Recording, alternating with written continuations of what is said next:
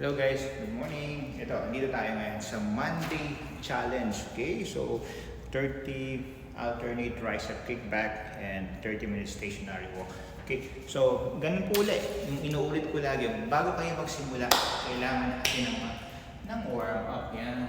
Rotations, napaka-important. Yung mga wrist na yan, no? Niro-rotate nyo yan. Yan, para yan, maging ready yan sa gagawin nyo. Okay? So, tapos inside lang, 10 reps. Tapos reverse naman, 10 reps. Pagkatapos naman, hawakan nyo rito. Ganun kayo. Yan. Yan. Iniikot nyo, napakalaking tulong nyo. Tapos reverse naman, 10 reps din. Palabas. Okay? Yan. Tapos ito naman yung arm circular. Okay? 10 reps din inside, tapos reverse din naman ng 10 reps. After ito, mga tik-tik 20, ito naman, gawin yung 20.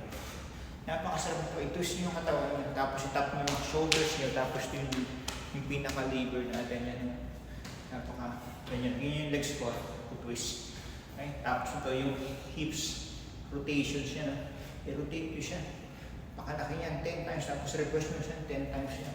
After ito yung knee rotations, bend nyo ng konti yung legs, tapos rotation nyo, tapos close nyo nila. So napakalaking tulong nun. Okay? Tapos konting jab-jab.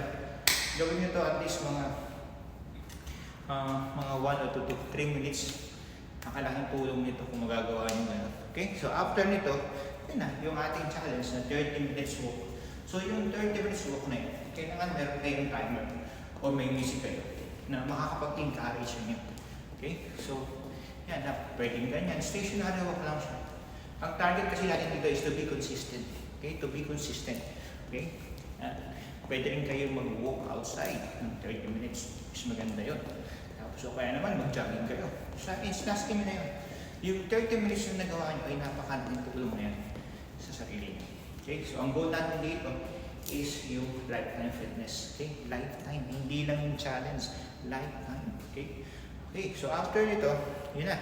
Ang nakalagay dito ay kickback. Tricep kickback. So ganito lang po ang gagawin natin. Hawak lang kayo nito. Okay? Yan, pwede kayo nakaupo, pwede nakaganyan. Basta nakaganto lang yung kamay, tapos gaganyan siya, didiretso nyo siya. Diretso nyo yan, diretso nyo yan. Yan, maramdaman nyo to. Yan, to.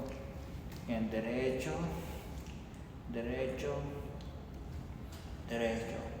Nakabend ng konti, nakastanding, nakabend yung legs. Pwede nakaupo. Okay? Yan. Basta ang mahalaga yan, naka-straight yung arms nyo. Yan, hindi siya nakaganyan yung arms para maramdaman nyo talaga yung triceps nyo na nagbe-bend siya. Okay? Napakalaking tulong yan. Pwede naman nakatayo kung hirap kayo na. Basta at least maramdaman nyo yung triceps nyo na nag-extend siya. Okay? Lalo na sa mga babae na sag, yung mga ganito. Nakakatulong. Kaya medyo konting weights. Samahan nyo ng weights. Pwede rin naman yung mga 2 pounds, 3 pounds na dumbbell. Okay? So, depende sa inyo. Kung lalaki naman kayo, malakas kayo, pwede kayo medyo mabigat. Yan. Okay? So, gawin natin itong 30 times. Kung hindi kaya ng sunod-sunod na 30 times, gawin itong 10, 10, 10. Okay? That's it lang po. At bago nyo tapusin yun, siyempre, huwag kayong aalis nang wala kayong stretching. Okay? So, maraming klase ng stretching. Pwede kayo mag-search sa YouTube. Cool down stretching. Nakakatulong sa inyo. Okay? Maging consistent na kayo. Magbigay kayo ng time. Imposibleng walang oras. Tamad lang kayo. O kaya naman may sakit kayo. Kaya napakahalaga po talaga na meron kayong fitness na ginagawa. At syempre, yung tamang pagkain din. Huwag nang alisin yan. Kasi yung tamang pagkain o yung fasting na itatawag natin, intermittent fasting, napakalaking tulong po nito. Ginagawa ko yun. Pero, yun nga, ang goal kasi natin dito is ma-cleanse yung katawan natin at maging fit tayo. Hindi natin kailangan ito yung mga bodybuilding style. Okay? Dito, ang purpose nito is to be consistent and to be workout daily.